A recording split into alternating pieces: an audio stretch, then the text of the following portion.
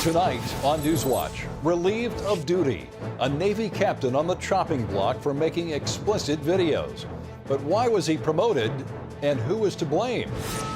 Plus, moving in, the new Congress heads to Washington ready to repeal health care and rein in spending. And out of the red, how Virginia's governor took his state from financial crisis to a budget surplus. All this and more tonight on NewsWatch. The U.S. Navy hands down punishment to Captain Owen Honors. Good evening, I'm Lee Webb. And I'm Wendy Griffith. The captain is at the center of a Navy investigation. He appeared in those crude videos shown to sailors on board an aircraft carrier. Now the Navy is relieving him of his command. Dale Hurd has more in tonight's top story. When the USS Enterprise sets sail for the Middle East in 2 weeks, the commander, Captain Owen Honors, will not be on board. He was sacked over these video clips made in 2006 and 2007 when Honors was the second in command. They were shown to his crew and he appears in them. Let's go ask the checkmates about being gay. Oh, that's not a very good idea, is it? 2 more video clips leaked to the Virginian Pilot newspaper show more crude behavior and offensive language taped during the ship's weekly movie night. I don't think that's legal. The videos are full of homosexual slurs, sexual innuendo, and profanity, and were shown to crew members on active duty. We are getting ready for combat operations. It's hot. It's hot. We're getting close to hell. Honors is getting a lot of support on the ship's Facebook page, with one posting that Honors was the best XO I ever had, and another calling it political correctness run amok. But the Navy is very clear on the behavior it expects from its officers. They are to abide by an uncompromising code of integrity and exhibit the highest degree of moral character. When you see something like this, you understand this was an attempt at humor, or it's maybe an attempt to maintain morale, but it crossed the line. If it were younger enlisted sailors, that would be one thing, but he's a Navy captain. He is a significant figure within the United States Navy. Honors superiors knew about the tapes at the time, but the Navy captain was still promoted. Now the videos seem to have sunk a once promising naval career. Dale Hurd, CBN News. Joining us now is Tommy Sears, who is Executive Director of the Center for Military Readiness. Tommy, these videos, as Dale reported, were made several years ago when Captain Honors was the executive officer of this aircraft carrier, yet he was promoted to the captain, to the skipper of the ship. Why was it an issue back then? Well, I think that's a very good question here. We have just had a repeal of a law that codified within its standards of conduct and for the military and why those standards are important 24/7 on base and off base. And during the time that these videos were made, the current chairman of the Joint Chiefs of Staff, Admiral Mike Mullen, was the Chief of Naval Operations, and he had direct responsibility for everyone under his charge, and clearly this would have included. Did Admiral Mullen know about it? Well, clearly that's something I think that's open to question, and certainly something that maybe Congress, as it continues to have hearings and investigate either on this issue or as they continue to examine the repeal of the law on gays in the military, should take a good look at. How do you think these two issues, this issue relates to the repeal of Don't Ask, Don't Tell, Tommy? Well, I think it goes back again to what I just indicated in terms of what the law states. And by the way, that law still remains on the books. According to the repeal, it requires certification of the President, the Secretary of Defense, and the Chairman of the Joint Chiefs of Staff before it goes away. But that law, again, codifies standards of conduct that, again, apply on base, off base, 24/7. And by revealing in these videos conduct that was already below those standards prior to the repeal of the law, what confidence are we to have now that those standards are going to be maintained now that the law is gone? Tommy, what do you make of some of these comments? There are a number of officers and sailors who served under Captain Honors who are coming to his defense. What do you make of that?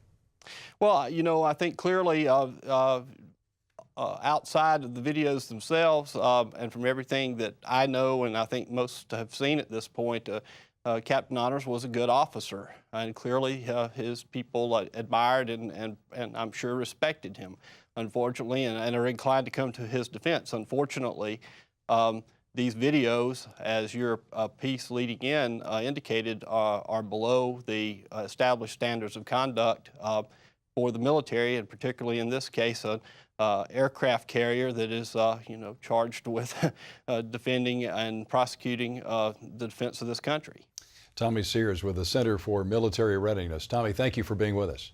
Great to be with you. Thanks. Washington lawmakers are gearing up for a new session of Congress, which begins Wednesday. There will be plenty of fresh new faces on Capitol Hill, most of them Republicans. As John Jessup reports, they'll present President Obama with plenty of fresh new challenges as well. Early Tuesday morning, these buses rolled out of Cincinnati bound for Washington, chock full of friends and supporters of the Speaker in waiting, John Boehner, and eager to watch him be sworn in. After the ceremony, he will take charge of the House of Representatives, where 85 new Republicans give him a solid majority.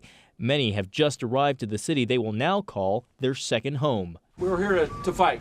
We're here to get this thing back on track where it needs to be so our kids and our grandkids have the same opportunities that were afforded to us. Next week, the House gives President Obama a first real taste of the things to come when it votes to repeal the health reform law. It might be the case in dealing with the new GOP-controlled House that Mr. Obama met more friendlier faces during his visit at the Honolulu Zoo than he will when Congress resumes. Still, while en route to Washington on board Air Force One, President Obama played down the pending vote. Our job this year is to make sure that we build on recovery. We started making good progress on that during the lame duck, and I expect to build on that progress when I get back. The vote will likely pass in the House, but will end there since Democrats still control the Senate.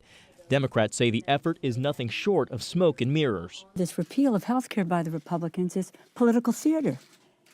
It is a kabuki dance. When our Republican colleagues have positive solutions, again, they will have a willing partner in solving problems for the American people. With a slip of the tongue, the outgoing speaker showed old habits are hard to break. I'm very pleased today to be here with our majority Democratic leader of the House, Steny Hoyer. You can keep calling me that if you want. I won't object. But starting Wednesday, that title officially goes to the Republicans. John Jessup, CBN News, Washington. Baby boomers are starting to turn 65 this year, and that's going to place more stress on the Medicare system.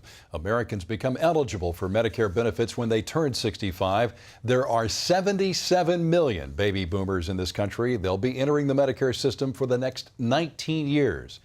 That will constantly drive up expenses as more and more boomers need medical care.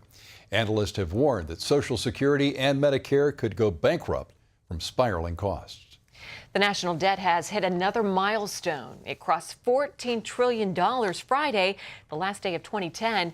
The debt is the sum of all the federal deficits in U.S. history. Every month that Washington runs a deficit, it adds to the national debt. And it's gone up $1 trillion in the last 6 months alone. Michael Steele's tenure as Republican National Committee chairman has been marked by gaffe, scandals, and controversy. That's why he has 4 serious challengers for the job. All 5 got together for a debate in Washington. Paul Strand was there. Some say Michael Steele has so botched his time as RNC chairman, there's no way he can win another term. The latest blow came with word the RNC is $20 million in debt, giving the challengers to Steele, like Ann Wagner, former ambassador to Luxembourg, an easy route of attack. It is time for some tough love at the Republican National Committee. How can an organization that has lost its credibility, is $20 million in debt, is steeped in mismanagement, distractions, and drama actually lead us into the next election cycle of 2012 and offer change? Former RNC Deputy Chair Maria Sino says this is no time to be in debt when a hyper-expensive presidential race has already begun. And the billion-dollar campaign is well underway.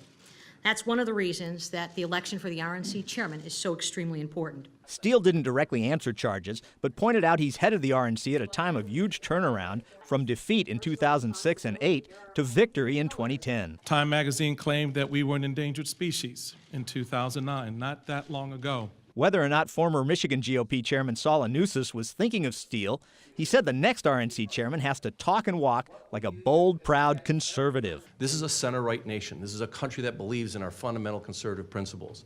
When we act and talk and work like Republicans, we win. When we start acting and voting like Democrats, we lose. The next chairman has to win half of the 168 RNC leadership board members' votes. The front-runner with a third of those sewn up already is former Wisconsin GOP chairman Reince Priebus. He said this position is important because the RNC is battling for the survival of the nation. Our country is about to walk off a fiscal cliff. And as all of you know, pretty soon we're going to have more people riding the wagon than driving the wagon. The RNC's main job is to raise funds and get out votes for Republican candidates. The election for chairman will take place January 20th. Paul Strand, CBN News, Washington. A powerful Pakistani governor was shot and killed today by one of his own guards. Salman Taseer governed the wealthiest and most populous province in Pakistan. Officials say the guard who shot him was angry about the politician's stance against the country's blasphemy law.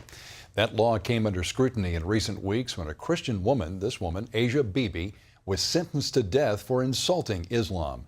The governor called for Bibi to be pardoned and the law amended. That move angered many Islamic extremists. They made several threats against his life. Coming up, Jesus' disciples cast their nets in these waters. Why Israel may now ban fishing on the Sea of Galilee.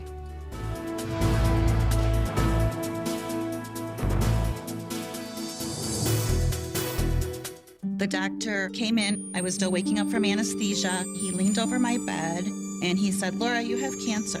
And he walked out of the room. The first thought is, what's going to happen to my children? It's pretty rare for a person as young as me to get Hodgkin's disease. Well, you would think, am I going to be here next year? Am I going to be able to spend more time with my family? And that was really hard. The doctor says I would like to have his wife, his pastor, and his two best friends present. Then you know you're about to receive really bad news. There was very little hope given to us. I just wanted this cancer out of me. I wanted to take care of it and move on. We saw an ad on TV for Cancer Treatment Centers of America, and when I called them, I was very surprised that they were so quick to help us. The second that we walked through the door, I knew that was the place that I wanted to be. If it wasn't for their kindness and giving, it would be unbearable to be able to go through something like that. And I honestly don't know how people who don't get that are able to handle it. We were looking for medical care that would help us fight cancer, not manage it, but to actually fight it and beat it.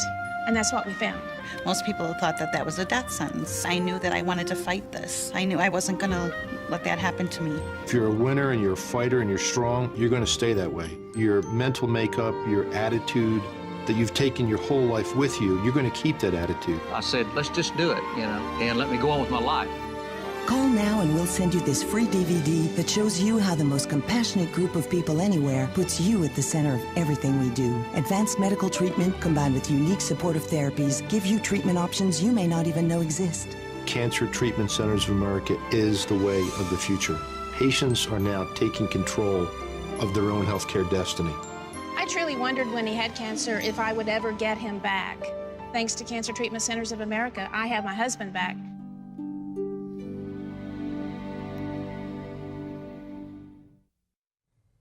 Check this out. Europe and areas across the Mideast were treated to a rare sight this morning.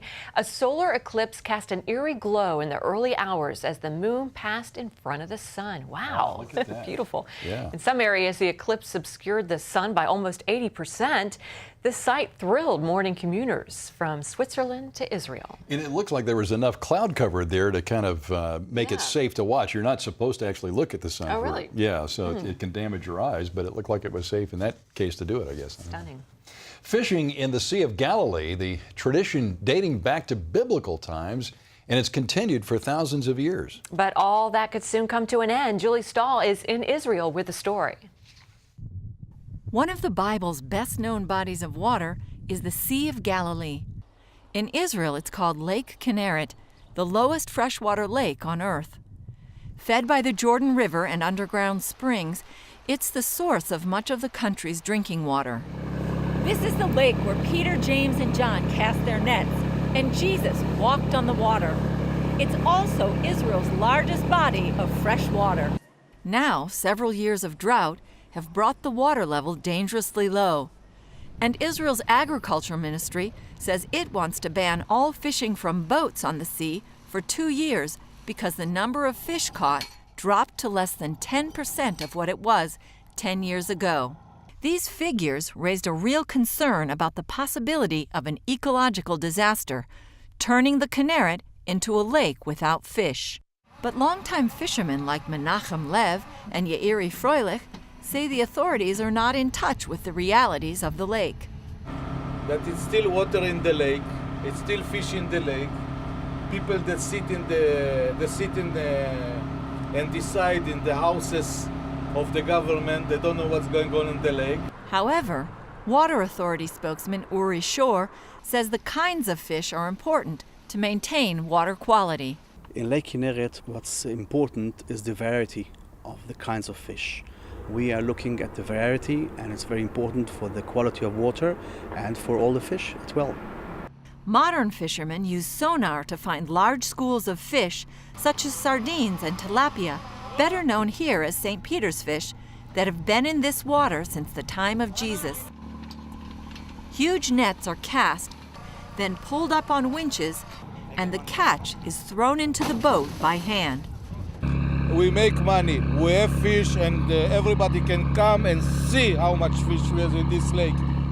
But water expert Professor Avner Adin says the number of sardines has dropped very low, and St. Peter's fish is 50 times less than it was a few years ago. Much of this is because illegal fishing, using poisons and other things. The government plans to compensate the legal fishermen for the upcoming 2 years of losses, but still, the fishermen say it's a mistake to stop fishing because the lake is full of surprises. It was in the past, I remember, it was the same. 1 year is no fish, we said, going to fish. Next year you come, the lake is full fish, you never know. Julie Stahl, CBN News, the Sea of Galilee. And they talked about how there are fewer of the St. Peter's fish. That's sort of the fish that all the tourists, I know I had the St. Peter's fish out. Is it good? It's very good. And they serve it with a head on. At least they did when I was there. Yeah. And it was delicious. And they said that they're down about 50%. So hopefully that'll come back. And we know miracles do happen at the Sea of Galilee. So we'll be praying for that. Up next, how Virginia's governor turned the state's economy from financial crisis to budget surplus. In the beginning, God created the heavens and the earth. These are the greatest stories ever told. Presented by Academy Award winner Charlton Heston. Thus saith the Lord of Israel, let my people go. Join Charlton Heston as he travels the sacred lands of the Bible. I'm going to take you with me on a journey exploring the stories in the Bible and the ancient land where they happened. This is said to be the very garden. This, the very rock where Jesus prayed for strength. Now the Bible comes to life like never before. Time Life presents Charlton Heston's The Bible. And Moses cast the tablets from his hands. Praised by critics, this landmark TV series is now available on digitally remastered DVDs. You'll be inspired by the greatest stories from the Old and New Testaments, enhanced by historic works of art. Get Charlton Heston Presents the Bible on 4 DVDs for $49.99. Call with your credit card and save $10. And Abraham stretched forth his hand and took the knife to slay his son. And that's not all. You'll also get a free bonus DVD that takes you behind the scenes. And if you call in the next 10 minutes, we'll ship for free. That's an additional savings of nearly $7. For thine is the kingdom and the power and the glory, forever and ever. Call now to get Charlton Heston's The Bible on 5 DVDs for just $39.99. Call in the next 10 minutes and we'll ship for free. Now therefore go, and I will be with thee. Call 1-800-748-5167 to order Charlton Heston Presents the Bible for $39.99 and receive free shipping when you call in the next 10 minutes with your credit card.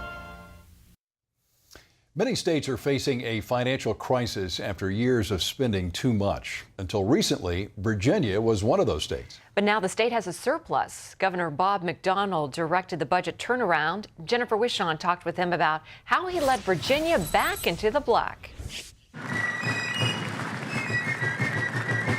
After the fife and drum corps left Virginia's Capitol Square and his inaugural festivities ended, Governor McDonnell began his first day in office facing a nearly $2 billion budget gap for the year and a fiscal forecast that projected a $4 billion gap over the next 2 years. January 2010, when you took office, what was the budget situation facing Virginia?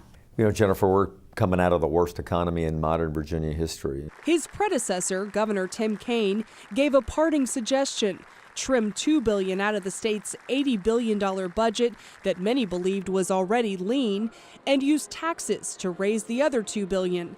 But raising taxes wasn't an option for McDonnell.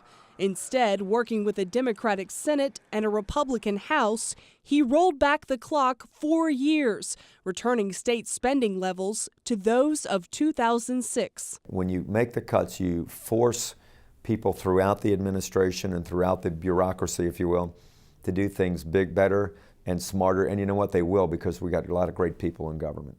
The cuts, he admits, were politically uncomfortable. He trimmed every agency except public safety, including education and health. The governor then used some old-fashioned business tools, including a financial incentive to keep state agencies from going on infamous year-end spending sprees to drain their budgets of any leftover money. McDonnell put an end to that by using a basic business incentive, giving employees a bonus for saving the government money. And we said, look, you save money and you'll have a 3% bonus. So they saved $175 million and we spent about $80 million on bonuses. I mean, it really worked well. Private sector type incentives to get people to conserve and save and be more efficient. His policies worked so well that 6 months after taking office, the new governor announced that Virginia would finish the fiscal year with a $403 million surplus. You got to bring in great private sector initiatives and be efficient, and then spend well on those things that government's supposed to do, and then let the churches, the synagogues, the private sector, the benevolent organizations, the rest of our great institutions in society, let them do the work that they're appointed to do. The private sector seems to like the climate. Since McDonnell took office, Virginia has added nearly 68,000 jobs. His administration had a personal hand in attracting nearly 16,000 of them, and at 6.8%, Virginia has one of the lowest unemployment rates in the nation and is rated as one of the strongest economies in the country. It's a remarkable turnaround governors across the country would love to copy. And as Congress and the president begin the new year tackling America's $1.3 trillion spending gap and more than $13 trillion debt, Governor McDonnell says they could learn a thing or two from the Virginia way. You know, Jennifer, it all comes down to this basic, simple premise that I think every person graduating from kindergarten understands, and that is you can't spend more than you have for any sustainable period of time or you go broke. And that's what's happening. He calls current levels of spending in Washington immoral. Conservative economists will say that governments don't have deficit problems, they have spending problems. In most cases, I'd say yes. We looked at state spending over the last decade, and it had doubled. It had grown 28% faster than the rate of growth in population and inflation, which is a pretty good measure about how much spending should grow. So it told me, look, we got areas that we can cut, streamline. And he's still at it. In his new budget released just weeks ago, McDonnell is cutting or reprioritizing nearly $200 million. And for the first time in almost 30 years, he's asking state employees to contribute to their own pensions, which will result in a pay cut. He plans to tackle the growing cost of Medicaid that he estimates faces a $2 billion unfunded expansion under the new federal health care law. He's also working to pull Virginia out of the liquor business by privatizing state-owned and run liquor stores, a market Virginia took over after Prohibition. McDonnell wants to pour the savings into Virginia's aging transportation system. We want performance-based budget. We don't want to just feel good putting money in things. We want results. And that's what people expect out of government, is more results for less money, and that's the track we're on. A track towards more conservative fiscal policies that he says have a proven record of prosperity. Jennifer Wishon, CBN News, Richmond, Virginia. Up next, the secret this Miss America contestant is hiding and how she hopes to use it to redefine beauty on the runway.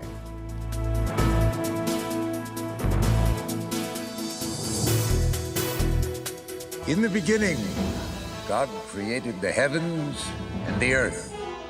These are the greatest stories ever told. Presented by Academy Award winner Charlton Heston. Thus saith the Lord of Israel, let my people go. Join Charlton Heston as he travels the sacred lands of the Bible. I'm going to take you with me on a journey exploring the stories in the Bible and the ancient land where they happened. This is said to be the very garden. This, the very rock where Jesus prayed for strength. Now the Bible comes to life like never before. Time Life presents Charlton Heston's The Bible. And Moses cast the tablets from his hands. Praised by critics, this landmark TV series is now available on digitally remastered DVDs. You'll be inspired by the greatest stories from the Old and New Testaments, enhanced by historic works of art. Get Charlton Heston Presents the Bible on 4 DVDs for $49.99. Call with your credit card and save $10. And Abraham stretched forth his hand and took the knife to slay his son. And that's not all. You'll also get a free bonus DVD that takes you behind the scenes. And if you call in the next 10 minutes, we'll ship for free. That's an additional savings of nearly $7. For thine is the kingdom and the power and the glory, forever and ever. Call now to get Charlton Heston's The Bible on 5 DVDs for just $39.99. Call in the next 10 minutes and we'll ship for free. Now therefore go, and I will be with thee. Call 1-800-748-5167 to order Charlton Heston Presents the Bible for $39.99 and receive free shipping when you call in the next 10 minutes with your credit card. Well, it goes without saying that Miss America should have beautiful hair. But what if she had no hair? Good question. Well, one contestant is turning the pageant world on its ear with a new take on natural beauty. Miss Delaware, Kayla Martell, is showing her competitors that bald can be beautiful. She suffers from a rare condition that results in hair loss, but that's not stopping her from competing in the upcoming Miss America pageant. Kayla says she's on a mission to redefine the term beauty queen. I couldn't believe that at 10 I was balding, and especially being a young girl, you know, your hair is kind of your crowning glory. If I had given up on my first, second, third, or fourth try, I wouldn't be here right now. When I go grocery shopping, when I go out with my friends, when I'm at home, I'm without the wig. That's me. That's the real me. Wow. Kayla will bring 4 wigs to the January 15th Miss America competition, but normally she says she goes without one. You know, she looks pretty good without hair. She does. She's a beautiful woman, and yeah, it's quite a story. And I'm glad the Miss America pageant is allowing that, because sometimes, you know, they don't allow certain things like that. But, it's great to see her with such a positive attitude as well. I'm going to definitely be watching for her. Yeah. Well, that's all for this edition of Newswatch. Remember, you can email us your comments and questions at newswatch@cbn.com, and we hope you'll join us next time. Good night.